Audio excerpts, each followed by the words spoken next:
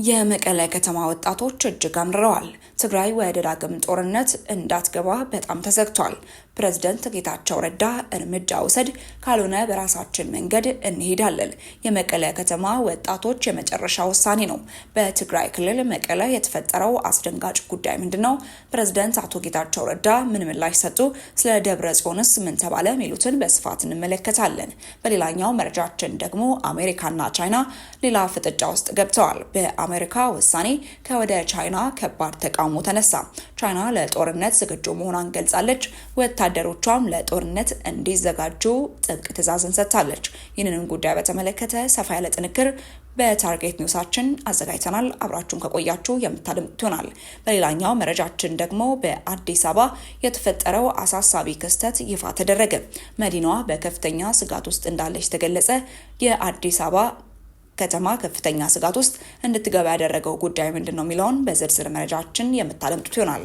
በሌላኛው መረጃችን ደግሞ ሰዎች ንብረታቸውን ይዘው እየሸሹ ነው። የሚመለከተው አካል አስቸኳይ ነገር እንዲያደርግ ተጠየቀ።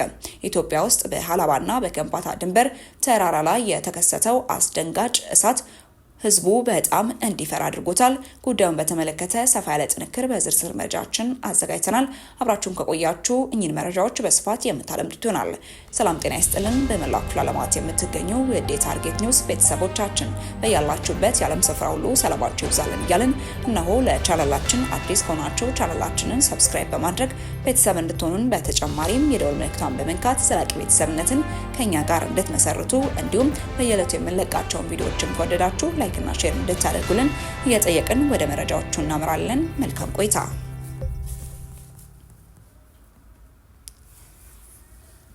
ለመቀለ ከተማ ከትግራይ ጊዜ አስተዳደር ፕሬዝዳንት አቶ ጌታቸው ረዳ ጋር የመከሩ ወጣቶች ዶክተር ደብረጽዮን ህወሓት ኋላ ቀር ለውጥ አደናቃፊ ሲሉ ተችተዋል።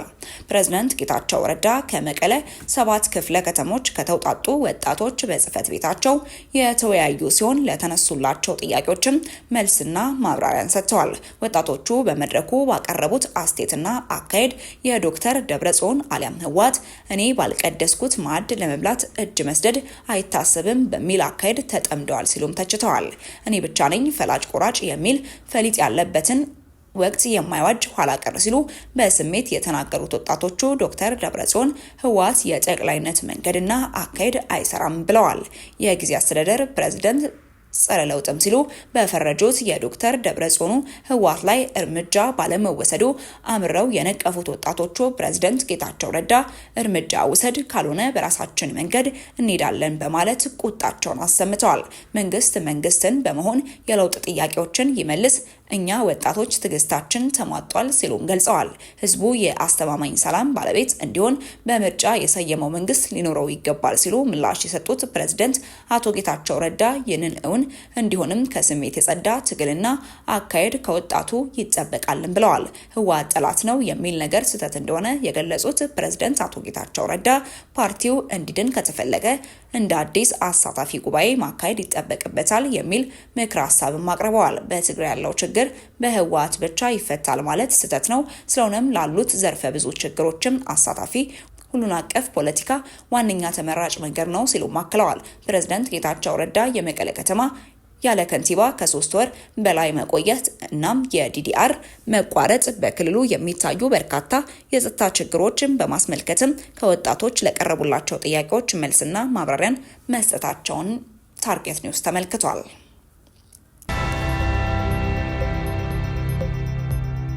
ቻይና በፕሬዝዳንት ዶናልድ ትራምፕ የተጣለውን አዲስ የንግድ ታሪፍ በመቃወም ከአሜሪካ ጋር ለሚደረግ ማንኛውም አይነት ጦርነት ዝግጁ መሆኗን ገለጸች። ጉዳዩ እጅግ እያነጋገረ ይገኛል። አሜሪካና ቻይና በድጋሚ በዚህ ጉዳይ ተፋጠዋል።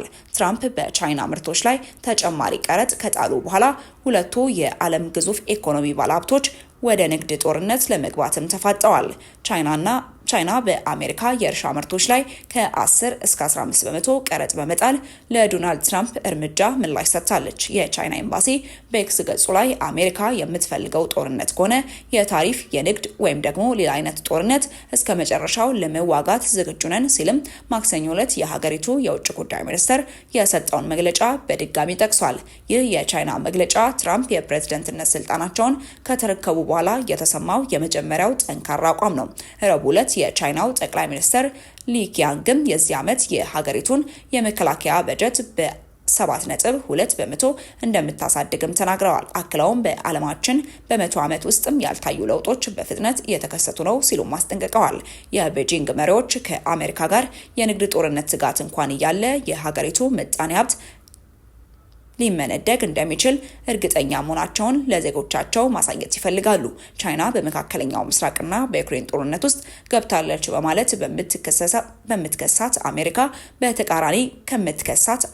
በተቃራኒ የተረጋጋና ሰላማዊ ሀገር መሆኗን ለማሳየት ትፈልጋለች። በጥቅምት ወር ፕሬዚደንት ዢ በታይዋን ደሴት ዙሪያ ወታደራዊ ልምምድ ሲያካሂዱ ለነበሩ የሀገሪቱ ወታደሮችም ለጦርነት ዝግጅታቸውን እንዲያጠናክሩ ትዕዛዝን ሰጥተዋል። በዋሽንግተን የሚገኘው የቻይና ኤምባሲ የሀገሪቱ የውጭ ጉዳይ ሚኒስቴር ከአንድ ቀን ቀደም ብሎ በእንግሊዝኛ ያወጣው መግለጫ በመጥቀስም አሜሪካ ፌንታኒል ለተባለው መድኃኒት መስፋፋት ቻይናን ተጠያቂ ማድረጓን ተችቷል። የውጭ ጉዳይ ሚኒስቴር ቃል አቀባይ የፌንታኒል ጉዳይ ከቻይና በሚገቡ ምርቶች ላይ ታሪፍ ለመጨመር ውሃ የማያነሳ ሰበብ ነው ብለዋል። ማስፈራራት አያስፈራራንም፣ ዘለፋ በእኛ ላይ አይሰራም፣ ጫና ማድረግ፣ ማስገደድ ወይም ደግሞ ማስፈራራት ከቻይና ጋር ለሚደረግ ግንኙነት ትክክለኛው መንገድ አይደለም ሲሉም አክለዋል።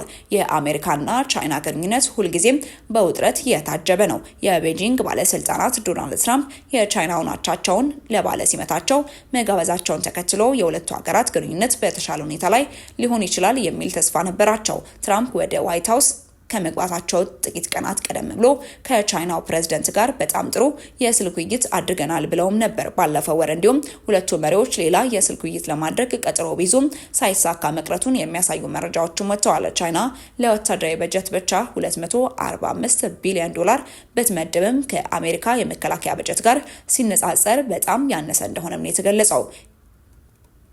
የስቶክሆልም ዓለም አቀፍ የሰላም ምርምር ኢንስቲትዩትም እንዳለው ቻይና ምንም እንኳን ከአሜሪካና ሩሲያ በጣም ያነሰ ቢሆንም 1.6 በመቶ የሚሆነውን የሀገር ውስጥ ምርቷን ለወታደራዊ አገልግሎት ታወጣለች። ይሁን እንጂ ተንታኞች ቻይና ለመከላከያ የምታወጣው ገንዘብ ዝቅ አድርጋ ታቀርባለች ብለውም ያምናሉ።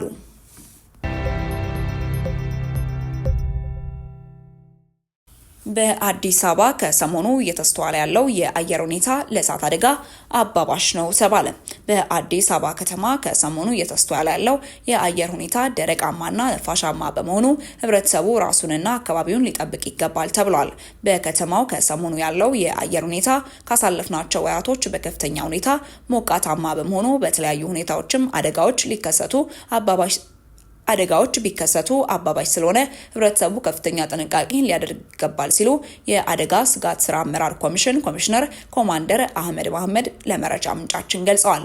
አብዛኛዎቹ የተከሰቱ ያሉ አደጋዎችም ከጥንቃቄ ጉድለት በመሆኑ ህብረተሰቡ ከምንጊዜውም በበለጠ ራሱንና አካባቢውን ሊጠብቅ ይገባልም ተብሏል። በከተማ ደረጃ 11 ብቻ የአደጋ ምላሽ መስጫዎች ያሉ ሲሆን በአሁኑ ሰዓትም 26 የሚሆኑ ምላሽ መስጫዎችን ለማቋቋምም የተለያዩ ስራዎች እየተሰሩ ይገኛሉ። ህብረተሰቡ ማንኛውም አይነት አደጋዎችም ሲከሰቱ በ939 በመደወልም ለተቋሙ ማሳወቅ ይችላልም ተብሏል። ባለፉት 6 ወራት ውስጥ ብቻ በአዲስ አበባና አካባቢዋ 244 አደጋዎች ያጋጠሙ ሲሆን ከዚህም ውስጥም 144ቱ የእሳት ሲሆን ቀሪ መቶቹ ደግሞ ድንገተኛ አደጋዎች ናቸው። በደረሱ አደጋዎች ምክንያትም 81 ሰዎች ላይ ከባድና ቀላል ጉዳት የተመዘገበ ሲሆን ከ370 ሚሊዮን ብር በላይ የሚገመት ንብረትም መውደሙም ተገልጿል። ታዲያ ይህንን ጉዳይ አስታኮ በአዲስ አበባ የሚገኙ ነዋሪዎች ሁሉ ጥንቃቄን እንዲያደርጉ መልእክት ተላልፎላቸዋል። ወደ ሌላኛው መረጃችን ስናመራ ከደቡብ እጅግ አሳዛኝ አስደንጋጭ የሚሆነ ክስተት ተሰምቷል። ከዚህ ቀደም እንዲህ አይነት ክስተት ከቅርብ ጊዜያት በፊት መከሰቱ አይዘነጋም። ታዲያ ይህ ለሁለተኛ ጊዜ ነው። ይህ ለሁለተኛ ጊዜ የሆነው ክስተት ደግሞ በርካቶችን አስደንግጧል። ከአንድ ጎን በኩል ነበልባሉ እየቀነሰ ነው የሚል መረጃ ያለ ሲሆን በተጓዳኝ ደግሞ ከአንድ በኩል ገራዶ ወደ ምትባል ሀላባና ከምባታ ድንበር ላይ ያለች ቀበሌ መኖሪያ ቤቶች ተጠግተዋል፣ ሰው እቃውን ይዞ እየሸሸ ነው የሚሉ መረጃዎችን በስፋት እየወጡ ይገኛሉ። ወደ ሺንጫሞ ምትባል ቦታ እየሄደ ነው ነበልባሉ ሲሉም የአካባቢው ህብረተሰብም መረጃዎችን አድርሰውናል። በማዕከላዊ ኢትዮጵያ አካባቢ አዳዲስ ክስተቶች እየታዩ ነው። ባለፈው በሆሳና አካባቢ ምንነቱ ያልታወቀ እሳት ነገር ከሰማይ ሲታይ አምሽቷል። ዛሬ ደግሞ በሀላባና ከንባታ ተራራ ጫፍ የብርሃን ጮራ መሳይ እሳት እየታየ ነው። ምን አይነት ገጸ በረከት ሲሆን ይህ ጉዳይ በርካቶችን አስደንግጧል። ምንስ ሲሆን የሚለው ደግሞ ለበርካቶች ከባድ ጥያቄም ፈጥሯል። ውድ ተመልካቾቻችን ለእሳቱ የነበሩ መረጃዎቻችን ይመስሉ ነበር። አብራችሁን ስለነበራችሁ እጅግ አድርገን እናመሰግናለን። በቀጣይ መረጃዎቻችን እስክንገናኝ ድረስ ቸር ቆዩልን።